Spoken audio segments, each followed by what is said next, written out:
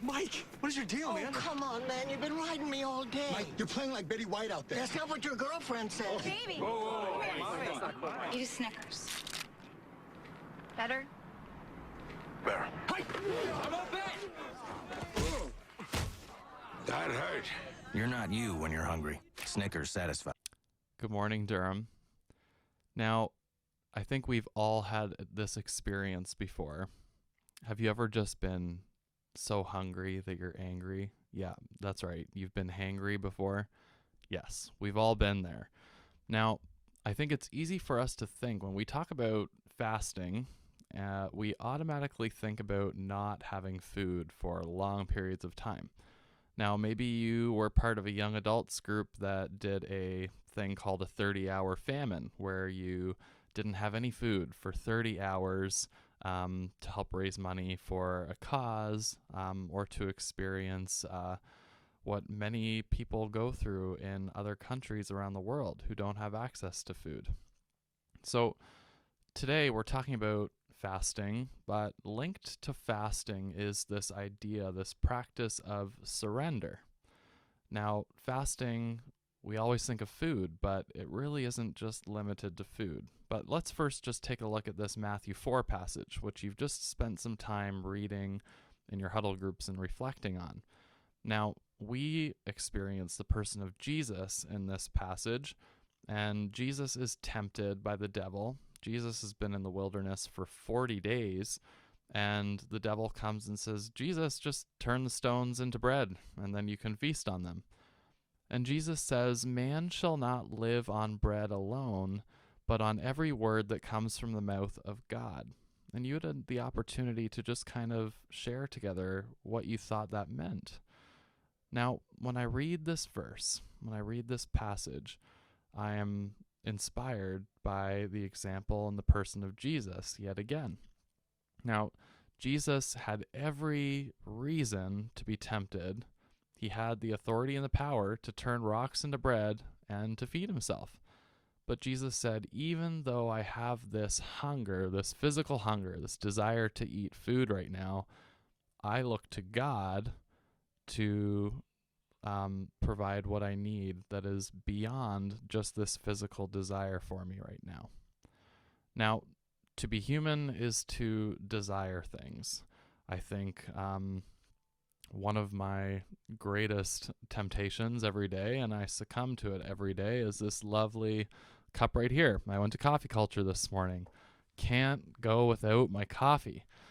Now, what if I was to fast from coffee for 40 days? I think I would be beyond hangry. However, it makes me ask myself, would I put God ahead of my desire for coffee? And that's one of the questions that we ask ourselves. We, of course, fill in the blank of that thing that you would go towards. Perhaps it's video games. That can be common for a lot of us. Perhaps there's something else that you think, I couldn't live without this thing.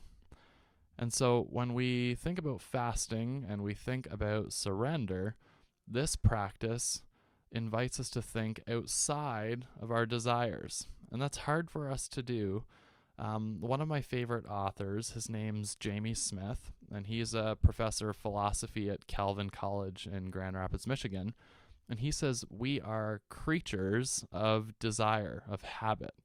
And so when we have formed this habit, formed this desire, it is kind of natural for us to do that, and it's hard for us to break out of that cycle.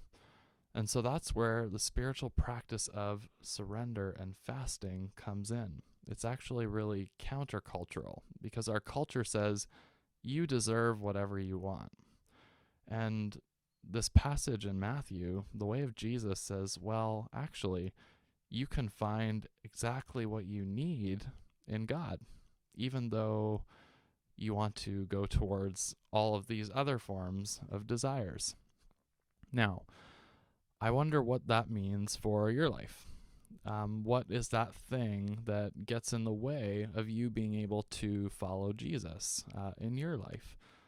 Now, back in the day, God's people, the Israelites, would participate in what was called festivals, partying well. And they would get the whole nation together, and they would have this festival for a series of days.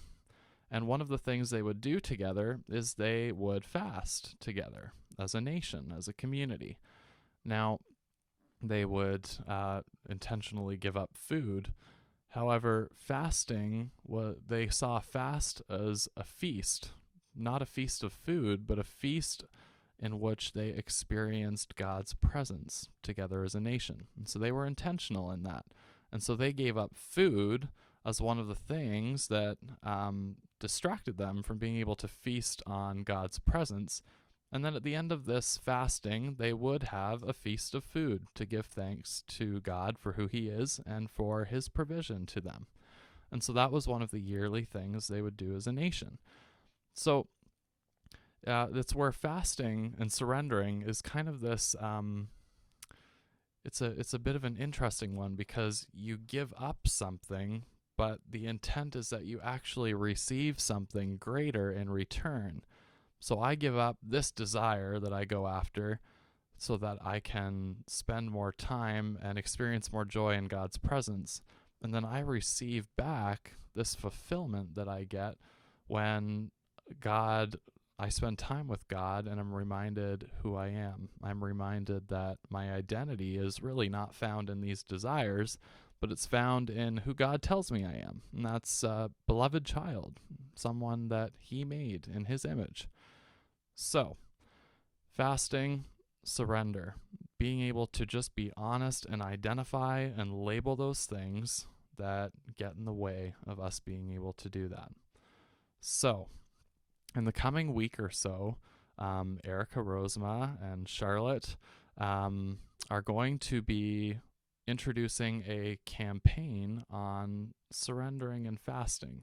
Now, we are not going to be asking you to not eat for a week, but we are going to be looking at what is that thing in your life that gets in the way of you being able to spend time with God. And we're going to intentionally decide on what we are going to fast from for a week. So that could be video games for you, or perhaps you are super, super dependent on coffee like me. And so maybe that's one of the desires that get in the way of your desire for God. Another common one is I've got my lovely Instagram feed here, or whatever your social media platform is that you're on. I realize Instagram's on its way out. So what is that other form of media that perhaps absorbs so much of your time, or that form of media that tries to tell you who you are, but not in a good way? So maybe that's something that you would give up. One of my professors in seminary, I'm studying to be a pastor right now, and he talked about surrender. And he says, we often think of surrender as giving up the best things, but we can also surrender those things that aren't good about ourselves. So, for example, I had written this down because I thought I was really struck by what he said. So back when I was in high school, I was very independent, and I had this idea in my mind that, well, I do not need people. I can get through life on my own. I can rely on myself. I don't need others to be able to get through life. And so one of the things that I had to do through university with that mentality is surrender that mindset of, William, you can get through life on your own. You don't need other people. You can be strong and independent by yourself. I needed to surrender that thought so that God could put the thought in my heart and in my soul that, William, you actually need community. You need people around you, and you need to rely on others and be willing to be vulnerable to do that. But I needed to surrender that desire, that thought, that concept of just barreling through life and being able to rely completely on yourself. And so that can be something you can surrender as well. Or perhaps if there's something you struggle with when you're with your friends, maybe you're the one who likes to oh, did you hear what this person said? Or did you see what this person did? Maybe you like to bring those kind of things up. And so maybe the thing on your mind is, well, I want to surrender that thing in me that makes me talk about other people. And so I'm going to consciously really surrender that this week and ask God to work on that in myself. So it can be things like that as well. It doesn't have to be a specific item, but it could be something within yourself that you know you would like to work on. So over the next week or so, I'd like you to just spend some time thinking about that. We're going to sit with our journals in another 40 seconds here. And your teacher's going to put on a song called Surrender by Lauren Daigle. She's going to introduce a bit of an experience that she had with fasting from social media this summer. The video is going to come up after I'm done talking. Then after she's done explaining her experience with surrendering social media, then a song's going to come on for about 5 minutes.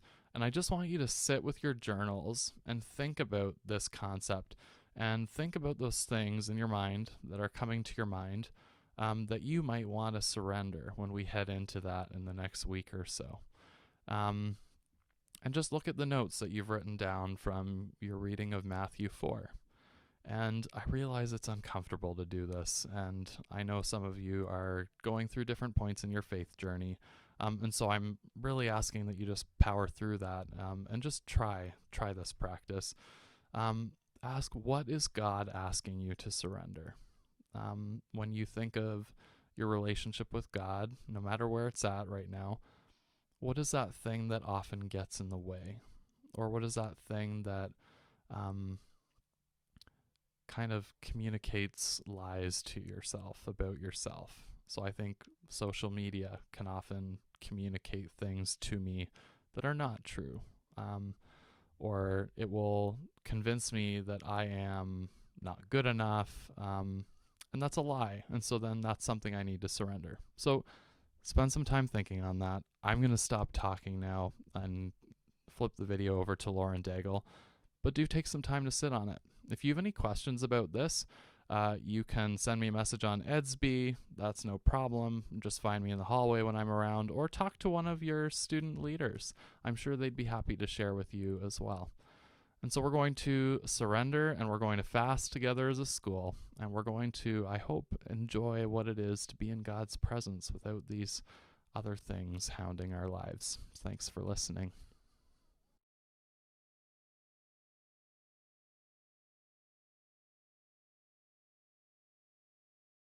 Recently, I did a 21-day social media fast where I stayed off of social media for about 21 days. And I learned a lot of really interesting things. One, and I would say the primary thing that I learned, is I did the 21 days, I got back on, and I was on it for literally one morning. Just like jumped on, scrolling through like, I wonder what I've missed or whatever. And I realized that throughout that entire day, all I could think about were experiences that I've been missing out on. I literally saw like 4 posts. It wasn't even a lot, but it was enough for me to like click and say, oh wow, like they've been a part of doing that for these past 21 days that I've missed. And like as soon as I got on it and had that experience, I was like, I'm ready to just be done with this. Like there was just a feeling of, I don't want to live my life feeling like I am constantly comparing how I spend my time to how the person next to me spends their time. Comparison can be great in many ways. It can propel you to be the best version of yourself. If you do it in a healthy manner, it can cause great competition like in sports and things like that. But comparison can be super dangerous when it's involving your identity. And so I think just being away from it allowed me to see like something I thought, it doesn't really have that much stronghold over me. I'm not really that interested. Even the little that I was, like I wasn't someone who posts every 5 seconds and like has to take my pictures the best way and the best lighting and all that stuff. It literally is just like, no, I scroll to enjoy for like 5 minutes of brainlessness. And that 5 minutes always turns into like 45 minutes. And then you realize so much of your day has been consumed by just doing this. And what it breeds in my life was nothing potent or fruitful, or not at least bearing the fruit that I want to be a part of. It literally just brought about unhealthy comparison of how I'm spending my time and making me feel like I'm missing out on things that I actually did get to enjoy. I've also watched friends who don't have social media, and I've watched how they've meandered through their life and how they've made the decisions that they do on a day-to-day basis, and the freedom that they exude just in, oh, well, today I'm gonna do this craft, and then tomorrow I'm gonna go to this coffee shop, and then I'm gonna go visit an old friend, and there's never this background noise of like, what is everyone else doing? And I think that's pretty awesome. And I think that's the way we're meant to live. So for me, I'll probably be embarking upon a lot less social media, unless it's just to give everybody a little hello.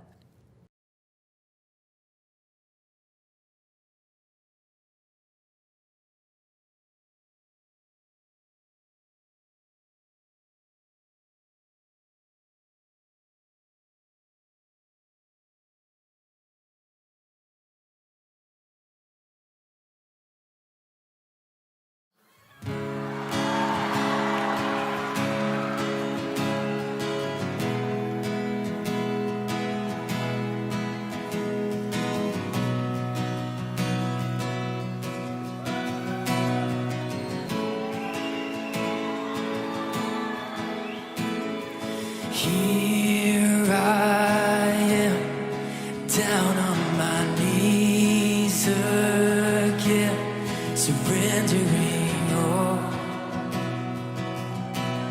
surrendering all.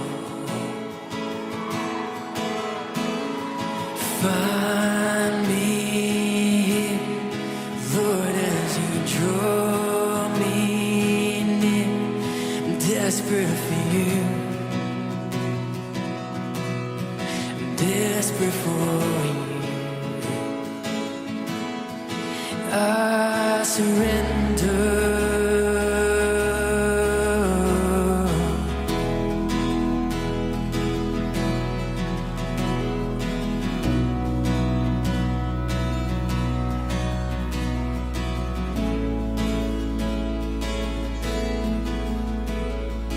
Drench my soul as mercy and grace unfold. I hunger and thirst. I hunger and thirst.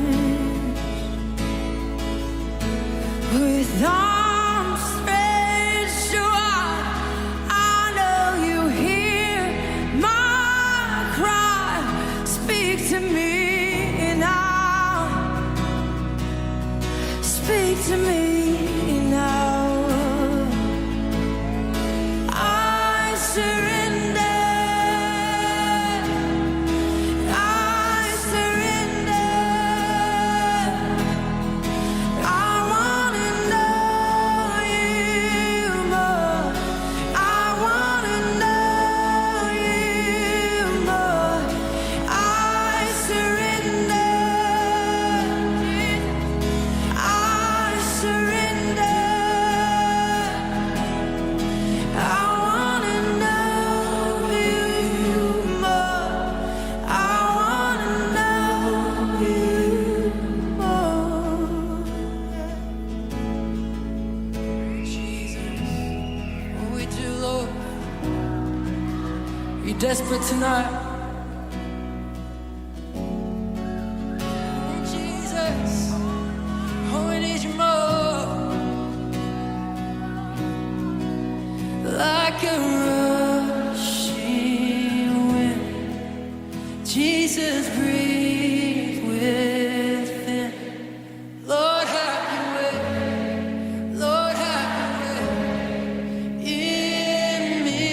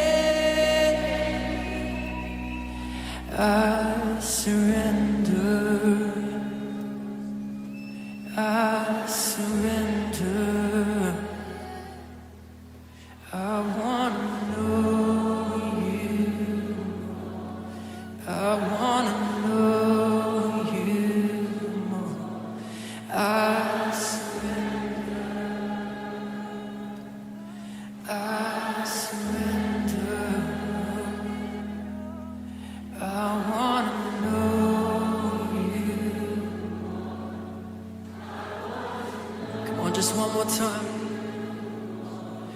I